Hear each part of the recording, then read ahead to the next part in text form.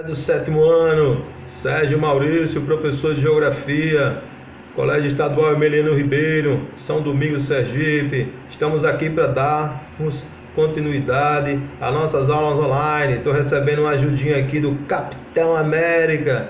E aí, capitão, o que é que você diz para a galera? Aí, galera, vamos estudar legal, certo?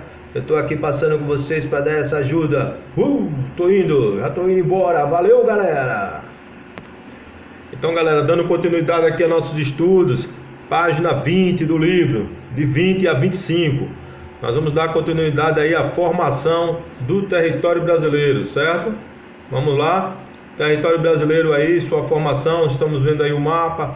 O mapa mostra aí o Brasil. Vamos ver aqui a próxima página. Na próxima página está aí, ó, a chegada dos portugueses, a história da ocupação e formação do território brasileiro a partir do povoamento promovido por colonizadores europeus. Foram lá da Europa que eles vieram. Nós sabemos disso, né? Eles vieram nos navios.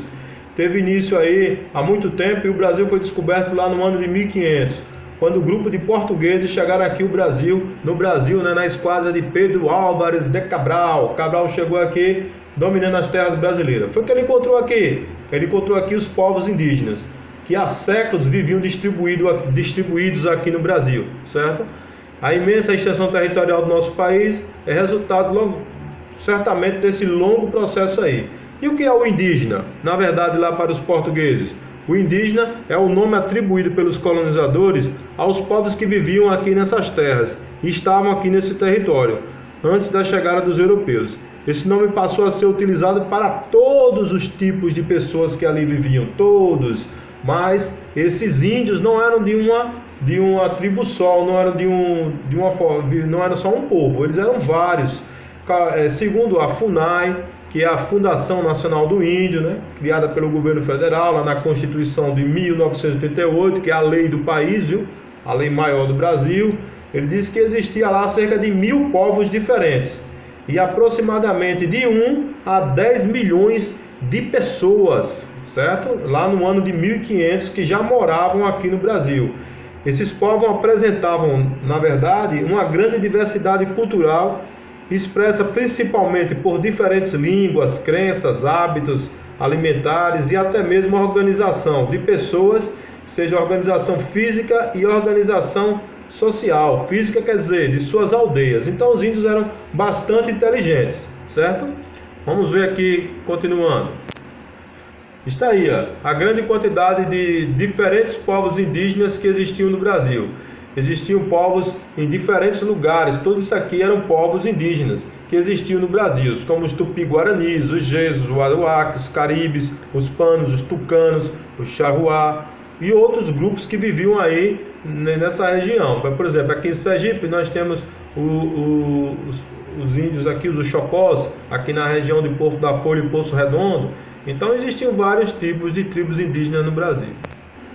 De acordo com o IBGE, segura aí, galera, vocês aí que estão parados agora, se liguem nessa parada. IBGE, Instituto Brasileiro de Geografia e Estatística.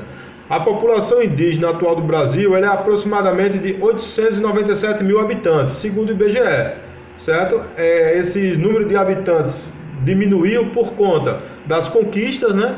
Também dos conflitos que existem nas regiões indígenas por causa do minério, por causa da madeira, por causa da natureza, já que os índios, a sua grande maioria no Brasil, vivem aqui na região da Amazônia, e também por causa de doenças, né? Doenças de vírus. Semelhante ao coronavírus, os índios também não tinham anticorpos, por exemplo, para a gripe normal que nós temos. Os índios acabavam, coitadinhos, tendo contato com o branco e iam morrendo, né? Sem condições de reagir, sem remédios, né? Sem assistência, certo?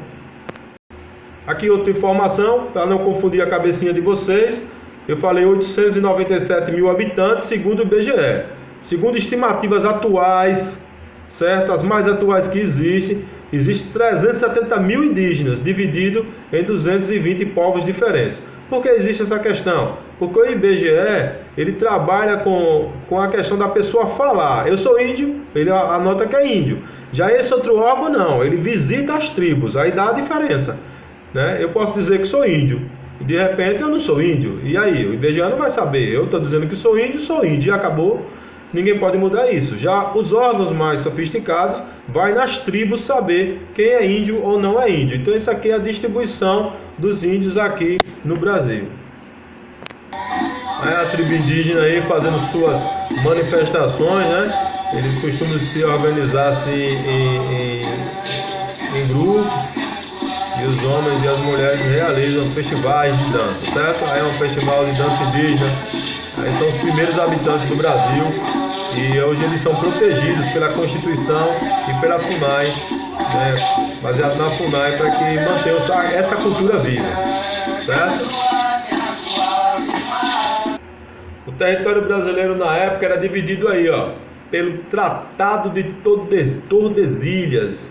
Esse tratado era uma linha divisória que dividia o Brasil, ó, parte para cá e parte para cá. Cá eram dos espanhóis e para cá era dos portugueses. Essa era uma linha criada imaginária, entendeu? Chamada de Tratado de Tordesilhas ou Linha de Tordesilhas. Ela foi instituída em 1994. Os portugueses e espanhóis dividiram em si as terras descobertas que viriam a ser encontradas, certo? Essa era a divisão. Aí, nos primeiros anos da ocupação não foram encontrados metais preciosos, a exploração e comercialização do pau-brasil. Então, ao longo do tempo, a extensão e forma do território brasileiro passaram a ter diversas modificações. Elas foram decorrentes, sobretudo, da organização política e econômica do país. Então, nós vamos ter vários ciclos econômicos que se desenvolveram nesse período. Esse processo desencadeou o povoamento dos locais ainda pouco ocupados em diferentes regiões do país, a configuração das fronteiras nacionais. Vamos ver isso como aconteceu. Século XVI é o ciclo do pau-brasil, da cana-de-açúcar e aí a ocupação da questão da pecuária também. Então esse foi o ciclo econômico. Economia quer dizer dinheiro, certo? O pessoal para poder investir, para poder plantar, colher, comer e produzir. Então esse foi o primeiro ciclo econômico do Brasil. Está aqui a linha de Tordesilhas, ó, o tratado dividindo Brasil e Espanha. Outro ciclo econômico foi aí a exploração econômica do século XVII, que foi a expansão da cana-de-açúcar e o povoamento do sudeste da região sul, pecuária, busca por guaraná, cravo, canela e salva lá na Amazônia, nessa região aqui, chamada Drogas do Sertão. Aí o que acontece? Cadê a linha? Já não tem mais. Aqui já havia tido outra configuração do mapa. O Brasil já era assim, certo? Dessa forma, semelhante ao novo tratado que foi instituído entre portugueses e espanhóis. Aí o Brasil já aumentou seu território.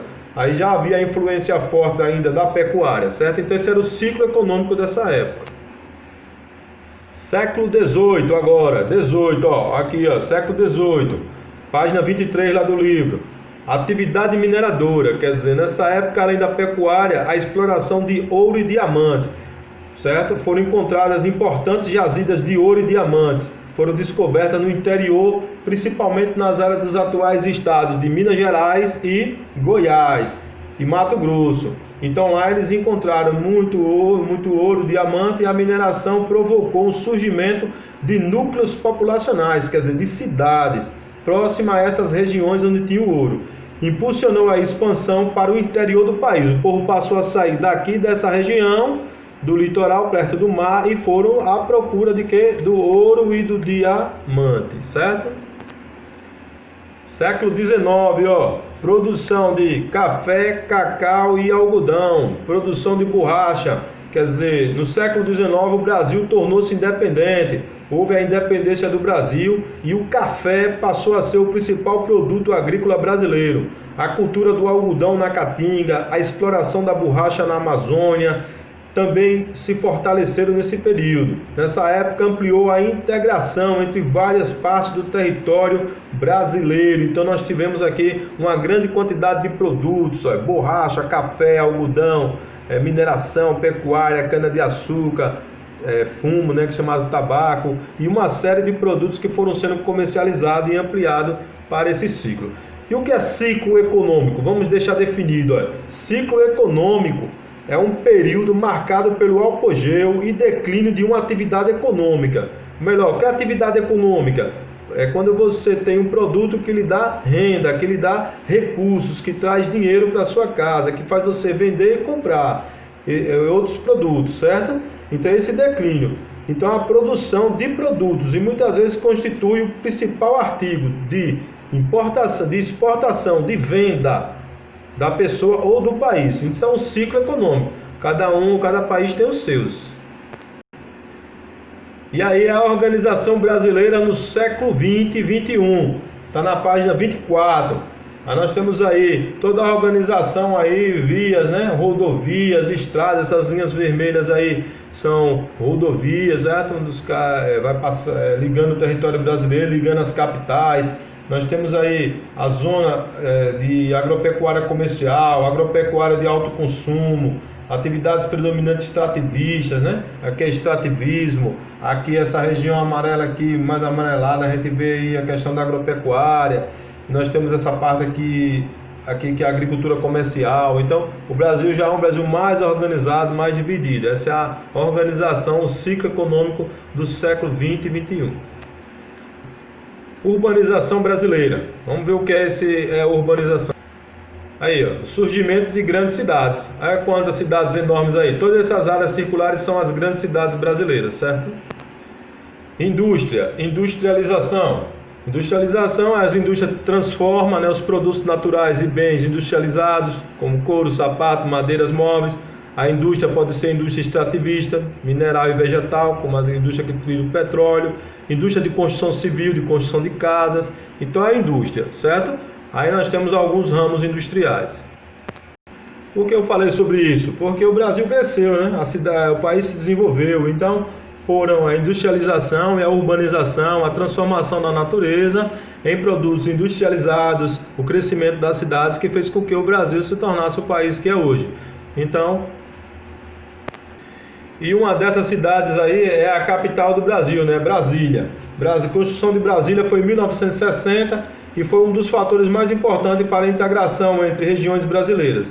Isso ocorreu principalmente entre a região centro-oeste e onde passou a se localizar a capital federal, que era Brasília, e o restante do país, bem no centro. Então Brasília foi importante. Brasília foi construída em 1960 pelo governo de Juscelino Kubitschek, o JK, certo? Então fica aí nossa aula, integração do território brasileiro, certo? A formação aí dos ciclos econômicos e também aí a questão do povo indígena e a ocupação do território brasileiro como sendo os primeiros povos que primeiramente existiram aqui no Brasil. Positivo? Até a próxima aula, aquele abraço e fica com vocês aí, fé em Deus, e até a próxima aula. E está passando aqui nosso amigão, Capitão América de viagem, para alegrar a galera. Valeu, meu irmão!